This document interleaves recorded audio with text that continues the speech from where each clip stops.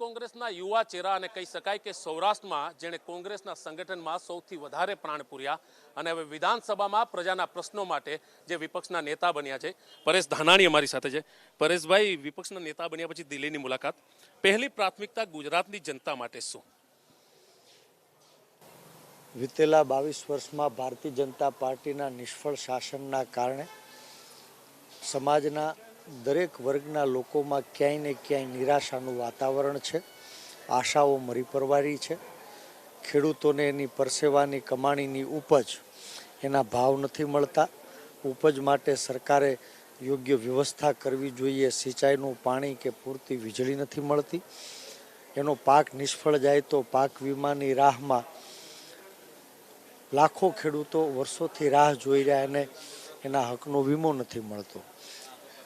કોઈ સામાન્ય માણસની ઘરે જન્મેલું બાળક એને ભણી ગણી ડૉક્ટર, એન્જિનિયર, વકીલ કે વૈજ્ઞાનિક થવું હોય તો ક્યાંય સરકારી શાળાઓમાં સસ્તું કે સારું શિક્ષણ નથી મળતું. ભણી ગણીને તૈયાર થયેલો મારો યુવાન પરસેવો પાડી અને પેટ ભરવું જ, પણ એને દર ભટકે ક્યાંય રોજગાર નથી મળતો. એમ દરેક વર્ણ અને વર્ગના લોકોની અલગ અલગ સમસ્યાઓ છે, પણ એ સમસ્યાઓનું સમાધાન લોકોને જડતું નથી. ત્યારે કોંગ્રેસ પક્ષ ઉપર ગુજરાતની પ્રજાએ એક સક્ષમ વિપક્ષ તરીકેની જવાબદારી સોંપી છે, ભરોસો મૂક્યો છે.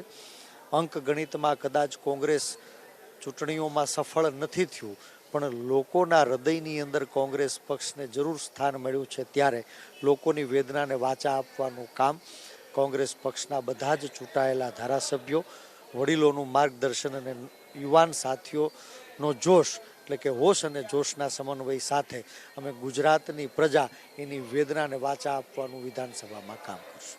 સરકારની શપથવિધિ થઈ ગઈ પરેશભાઈ, ખાસ કરીને હજી ધારાસભ્યોની શપથવિધિ નથી થઈ. કોંગ્રેસે સવાલ પણ ઉઠાવ્યા છે 1 મહિનો થવા આવ્યા નવા ધારાસભ્યોને લઈને. 1960માં ગુજરાત બન્યું ત્યારથી લઈ અને આજ સુધીમાં ગુજરાતના વૈધાનિક ઇતિહાસમાં કદાચ પહેલી વખત એવું બન્યું હશે કે પ્રજા દ્વારા ચૂંટાયેલો પ્રતિનિધિ 1 મહિના કરતાં વધુ સમય થયો પણ વિધાનસભાની અંદર હજુ એની સોગંદ વિધિ નથી થઈ.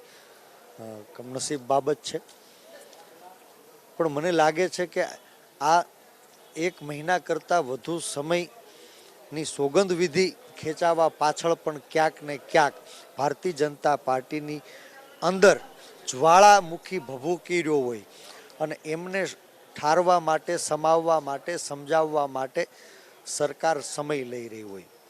ઠીક છે, ભાજપની આંતરિક બાબત છે, પણ નર્વસ 19ને અટકેલી ભાજપ એ લોકોની સેવા કરવા માટે તત્પર નથી. સત્તાની વહેંચણીનું સમાધાન નહીં થતાં આ વિધાનસભાનું સત્ર કદાચ મોડું બોલાવાયું એવું મારું અંગત માનવું છે. 2019 માટે આ જ આક્રમક તેવર રહેશે પરેશ ધાનાણી કોંગ્રેસના ભાજપની સામે? પરેશ ધાનાણી એ ગુજરાતની પ્રજાએ ચૂંટીને મોકલેલા કાર્યકર્તાઓ ને વિપક્ષમાં બેસાડ્યાનું સંકલન કરવાનું માત્ર માધ્યમ છે, પણ કોંગ્રેસ પક્ષે હંમેશા આક્રમક રીતે લોકોને આઝાદીની લડાઈથી લઈ અને આજ સુધી એના પ્રશ્નોને વાચા આપવા માટે સતત પ્રયાસ કર્યો છે. કમનસીબે ગુજરાતમાં હું વારંવાર કહું છું કે ક્યાંક ભયથી, ક્યાંક ભ્રમથી અને ક્યાંક ભ્રષ્ટાચારી રીત રસમોથી ચૂંટણીના અંક ગણિતમાં ભાજપ સફળ થયું છે, પણ લોકોના હૃદયમાં હવે ભાજપાનું સ્થાન નથી. મને સંપૂર્ણ વિશ્વાસ છે કે આવતા દિવસોમાં ભારતીય જનતા પાર્ટીની રાજ્ય અને રાષ્ટ્રની નિષ્ફળતાઓ એને ઉજાગર કરવા માટે કોંગ્રેસ પક્ષના બધા જ ચૂંટાયેલા પ્રતિનિધિઓ આક્રમકતાથી વિધાનસભાની અંદર અને બહાર લડશે. ક્યાંક વિધાનપાલિકા ઉપર ભારતીય જનતા પાર્ટીએ આક્રમણ કરી અને વિરોધ પક્ષનો અવાજ દબાવ્યો.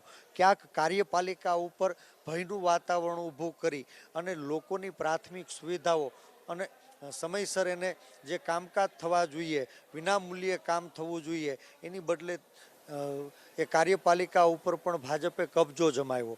અને દુઃખદ વાત છે કે એ વિધાનપાલિકા ઉપર પણ આક્રમણ, કાર્યપાલિકા ઉપર પણ આક્રમણ અને એ જ ન્યાયપાલિકા ઉપર પણ ક્યાંય ને ક્યાંય સત્તામાં બેઠેલા લોકો દ્વારા આક્રમણ થયું હોય ત્યારે આ દેશમાં લોકશાહી જોખમમાં છે અને આ દેશમાં ફરી પાછી લોકશાહીને પુનઃસ્થાપિત કરવા માટે મારા ગુજરાતને ભય ભ્રમ અને ભ્રષ્ટાચારમાંથી ફરી આઝાદ કરાવવા માટે કોંગ્રેસ પક્ષનો દરેક કાર્યકર્તા હંમેશા લડતો રહેશે. ધન્યવાદ. છેલ્લો સવાલ હશે, આપ કહી દેજો.